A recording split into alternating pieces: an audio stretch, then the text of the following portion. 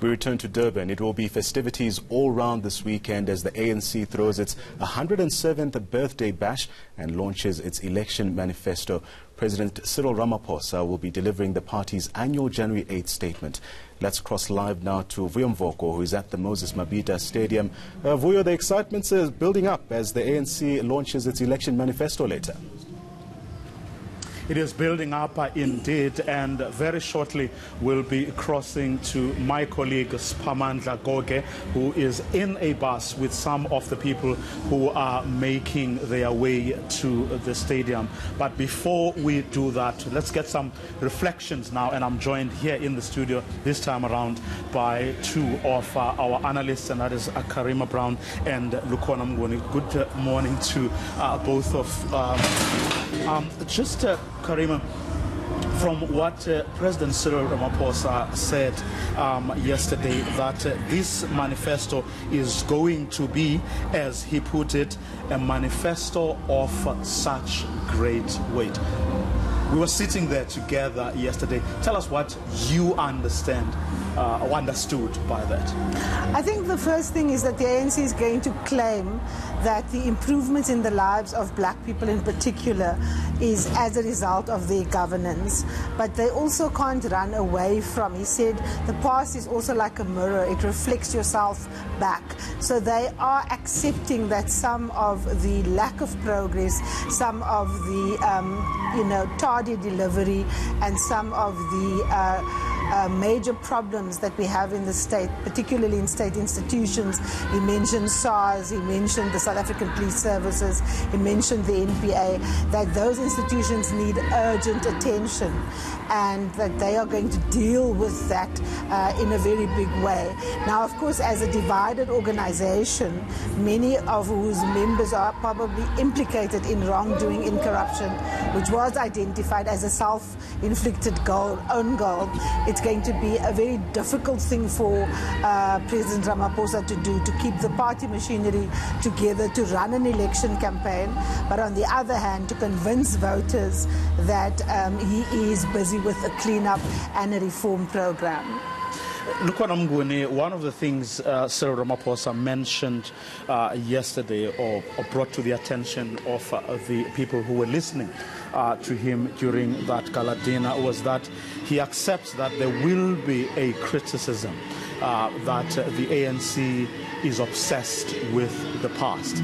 But he also gave an indication that the ANC is not apologetic about that, because they believe that they should not bury their successes of the past 25 years. Well, it's true, it's part of their legacy, what has happened under the last 25 years. But at the same time, they need to convincingly present a futuristic vision. So he did say, as much as we reflect on the past 25 years, we need to think about the South Africa we want to be in 25 years' time. Now, of course, it's always a way of speak when you are doing that reflection on a celebratory moment like South Africa at 25. But it's going to be presented in the manifesto, hopefully, and we'll see that future society that they want to build. And that will be indicated by the priorities that they choose, whether they want to make short-term gains or they want to lay the foundation for longer-term gains, even when the ANC happens not to be in power at some point in the next 25 years. The unfortunate part about the electoral cycle and its shortism in terms of being a 5-year cycle is that people at times are driven to appear as doing something and achieving something in the short term. And not all short-term gains usually indicate sustainable development, usually indicate a much more sustained way of emancipating people from these harrowing stories you were reflecting about earlier with Madam Jessie Duwat, that the leadership is seeing. So you see, when you analyze some of the things, whether it's education, whether it's in the health sector, ANC government has done very well to make people access services, but the quality of those services is what has been found wanting over time. So what you then see are these gains and losses that keep happening. Poverty indications are also another one where we have made strides in alleviating poverty, but we've also now started backtracking. So that's part of the cocktail of the legacy of the ANC, and I think striking a balance is what is going to be most difficult. If they accept some of their successes as theirs and some of the failures are theirs, failures, then the electorate is probably going to ask, how do we then trust that you can take us out of your own failures? That's going to be the big question for the electorate.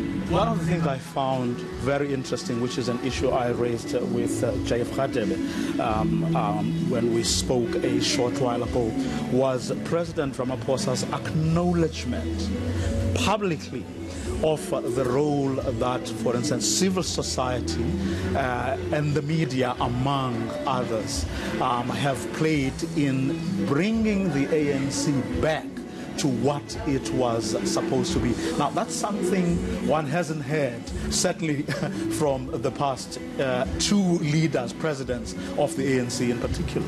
Absolutely. I think it sets Cyril Ramaphosa apart from his predecessor, Jacob Zuma, who put the ANC at the center of everything. Cyril Ramaphosa has put the South African people at the center of his program, using the ANC as an instrument to realize the freedoms that people have fought for. And I think that is a very important indicator, because if you look, for example, how he put a committee together to choose the head of the National Prosecuting Authority. He has the full power in the Constitution as the president to actually appoint, but because that person could very well end up investigating him, he chose to involve civil society. And this thing of active citizenship, of not outsourcing our political responsibility to big leaders, and being responsible and active citizens who actually demand our freedoms and put the government under pressure,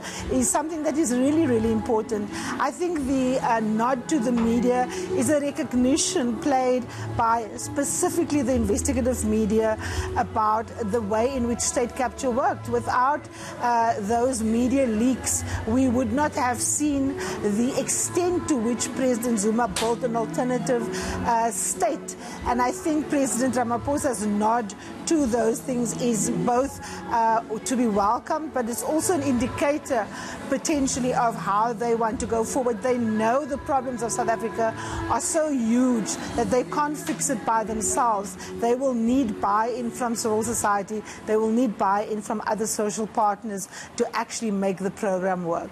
If Lukwana, as Karima says, it's an indication of things to come, from what we've been able to see and hear from his own comrades in the National Executive in particular, including obviously the top six, have we been able to discern whether he has been able to take them along with him in that thinking or approach? Well, I mean, he has a bifurcated function, that of in the party and in the government as well. So, and I think he has tried very hard to make them understand that from a government perspective. The ANC has always been insular in how it operates as an organization, trying not to have too many outsiders dictate to it what should happen internally and within its own political realities. But on its work in government, I think there is quite consensus that you need everyone in society to cooperate with government. And in fact, I think what they are also looking for, in a way, which I find interesting about this talk, is a break in terms of hardened scrutiny, to say, give us a chance, give us some leeway. And I think that's what has worked quite well in terms of this consensus building with civil society, with the media. And I think him praising civil society and the media for the role that they've played is an admission that the ANC had actually been so crippled that it couldn't rescue itself out of the problems that it was facing. But at the same time, I'd probably caution the media and civil society not to allow itself to be co-opted into the narrative that, you know, you did well, now we are in charge, so stay there, take some break. That's when you must be much more vigilant. When the people that you think are actually going to do the right thing, that's when you must probably raise your antennas and make sure that at every given moment you are scrutinizing, you are playing that watchdog role, so that things don't go wrong as they did. Because you'll remember, Vuyo, when the former president Jacob Zuma came into the public limelight after Pulukwane, there was sort of a break given because he was dubbed a newer, fresher, people's person, grounded, humble, and all of this thing. And that allowed some people to press some brakes and not scrutinize as much as they would have needed to. And I think given that history, even now, the media, civil society need to continuously put the finger to the pulse of the nation. I'm going to ask both of you to hold your thoughts right there. We're going to come back to this conversation. For now, though, we're going to go to Siphamandla Goge, who is in a bus with some of the people who are making their way to the stadium. Siphamandla, what can you see and what are you hearing from your vantage point? Well, we are inside one of the buses which is carrying ANC members and supporters who are going to the Moses Mabhida Stadium. We are somewhere in Umlazi, that is the biggest township in KwaZulu-Natal. It's one of the strongholds of the ANC. People here are making their way to the Moses Mabhida Stadium. Of course, they are delayed. They were supposed to be there earlier, but I've seen about 12 buses leaving this pickup spot here. So people are ready to go to the Moses Mabhida Stadium. As I can see another bus coming, if I can ask my colleague Sandile Makubela to show you another packed bus which is already leaving here, which makes it the 13th bus. But here I've got some people who are going there. I've just spotted one of the longest serving councillors in South Africa, Vuyo. This man behind me is Baba Nyawose, has been the councillor since the first local government election. But I'll ask him, Baba Nyawose, you are going to the manifesto launch as the ANC. What are you promising people? No, we're hoping that under the leadership of Cyril Ramaphosa, things will change. Things will change for the better. Ramaphosa is our hope. Ramaphosa is our hope. But I know these are not local government elections, but I can't help it. You've been a councillor since the 90s. Some people have complained about the ANC, saying you have failed to deliver services. Not necessarily, but the last maybe five terms, we had some challenges as the ANC. But Cyril Ramaphosa and the entire leadership of the ANC will rectify and will sort out all those challenges and problems. Okay, let me speak to one of the people who is here. You know, in fact, we need to get more voices, Vuyo, here. I see here one person. Wena as a member of ANC, ulindeleni kwi manifesto launch namhlanje. Ngilindele ukuthi sizothola imikhaso, sizothola amanzi, sizothola ama-toilet, yonke into idinga ama-toilet, sizowathola nomsebenzi. Uhulumeni kaKhongolo sekade wanihola, kungani ningenazo lezo zinto kuzokuba? Kuya kancane kwenziwa kodwa manje sekuzolunga. Ngiyathemba ukuthi kuyonyanje sizokuthola. Okay, well, basically, Vuyo, the lady is telling me that they hope that service delivery will be speeded up. She's talking about housing, sanitation, toilets, as well as clinics and schools. So basically, people have hopes, and they are hoping that ANC President Cyril Ramaphosa will outline in detail what the ruling party plans to do should it win the 2019 elections.